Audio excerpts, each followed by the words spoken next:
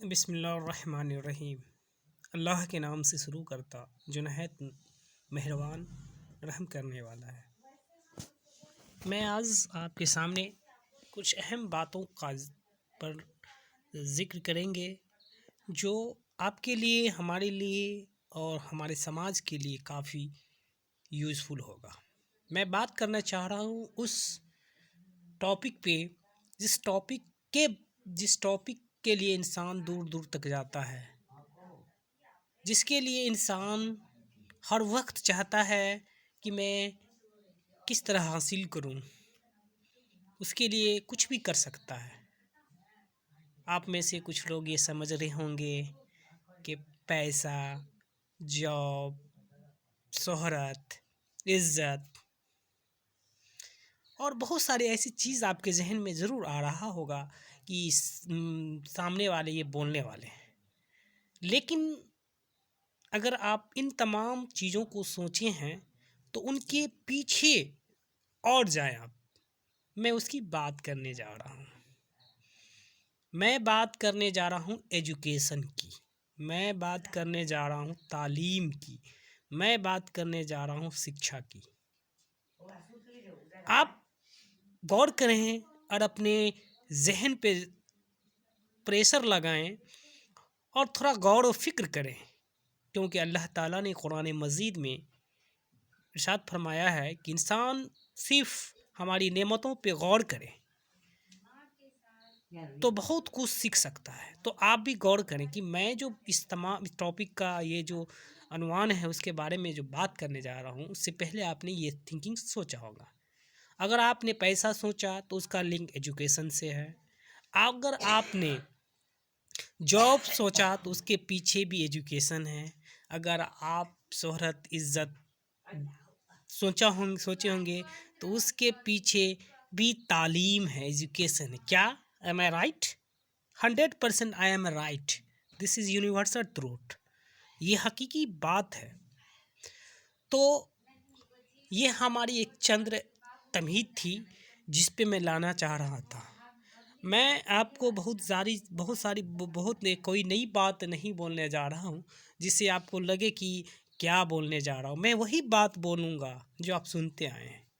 सुनना ये है कि हम तालीम से क्या मुराद समझते हैं, कि तालीम का क्या मतलब होता है। सिर्फ जॉब हो सकता है, पैसा हो सकता है, शोहरत हो सकता है, इज़्ज़त हो सकता है, लेकिन क्या एक ही डायमेंशन हो सकता है? नहीं, ये सब हो सकता है। लेकिन एक्चुअल में तालीम का जो अगर आप तारीफ़ समझे, उसकी मीनिंग समझे, उसका मानी समझे, तो तालीम हमें ये बताता है कि आप किस तरह से अपनी ज़िंदगी को गुजार सकते हैं। एक मुकम्मल इंसान अगर कोई है तो उसके अंदर वो तालीम है।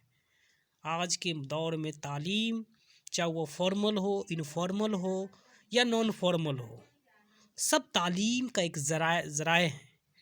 तो तालीम इंसान के बिहेव में तब्दीली लाता है, उसके रद्द-ए-अमल में बदलाव लाता है, उसके एटीट्यूड को चेंज करता है।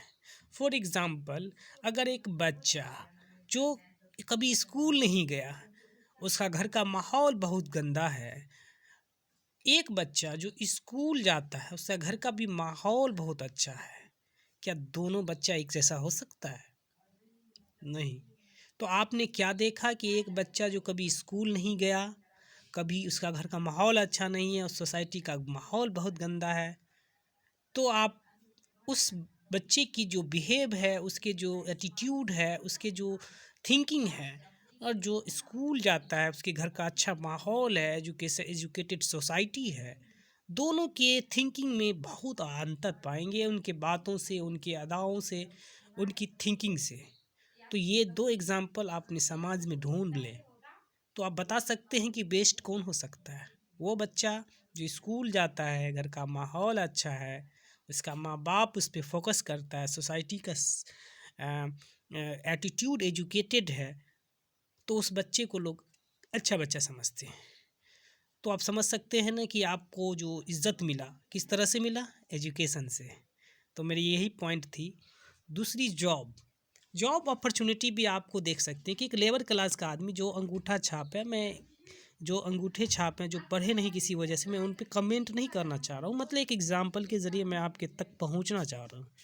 तो उनका सैलरी देखें और जो पढ़े लिखे हैं उनके सैलरी देखें, चाहे वो इंटर ही पास क्यों ना हो, मैट्रिक ही पास क्यों ना हो, लेकिन कुछ ना कुछ उससे अंतर होता है।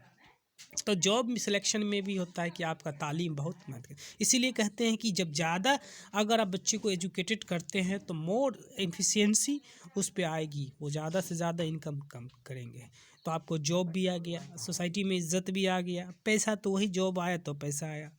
तो तालीम बहुत ज़रूरी है, हम मुसलमान हैं, ईमान वाले हैं, इसलिए हम लोग को चाहिए कि अपने अपने समाज के बच्चों को मोटिवेट करें, उसको स्कूल से जोड़े।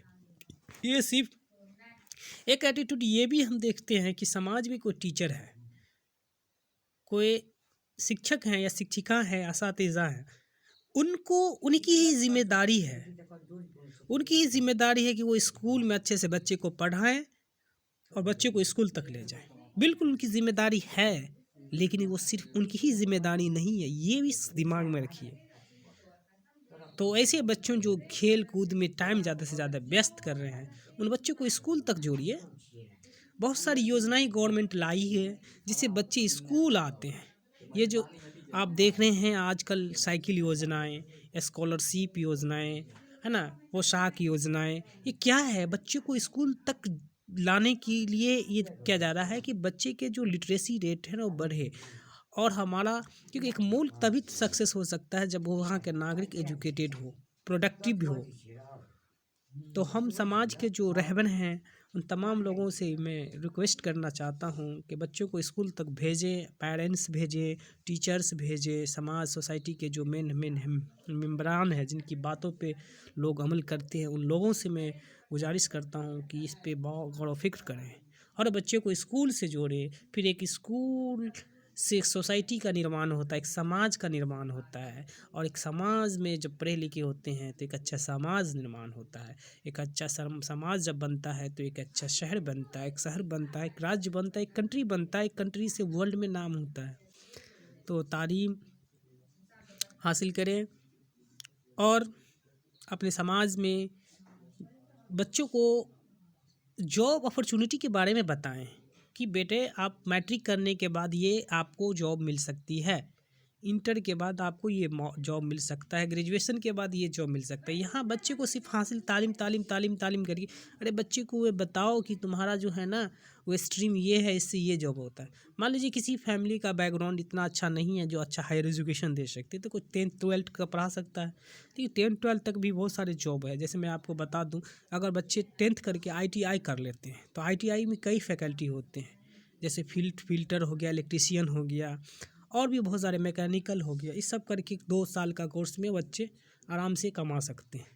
टेक्निकल कोर्स हो गया, इसी तरह लैब टेक्नीशियन में 12th करके अपना बच्चा डिग्री ले सकता है। B.Pharma हो गया, ये सब टेक्निकल वोकेशनल कोर्स सब है। तो ये सारी चीज़ें हमें बतानी चाहिए और हम अपनी थिंकिंग को स्टैंडर्ड करें। हर लोग अपनी ज़िम्मेदारी को समझें, गवर्नमेंट ही नहीं, उसी की ज़िम्मेदारी नहीं है कि गवर्नमेंट भी तो एक इंसान ही है, एक टीम है, एक मैनेजिंग सिस्टम है, हम में से ही हैं। तो इसीलिए हमें चाहिए कि तालीम पे फोकस करें और बच्चों को मोटिवेट करें, क्योंकि मोटिवेट से बहुत सारी चीज़ जो है ना बच्चे ऐसे सीख लेते हैं। तो हम सोसाइटी का निर्माण करें, अच्छे शहरी बनाएं और इंशाअल्लाह हम और हमारा समाज, हमारा मुल्क तरक्की करेंगे। बहुत बहुत शुक्रिया आपका।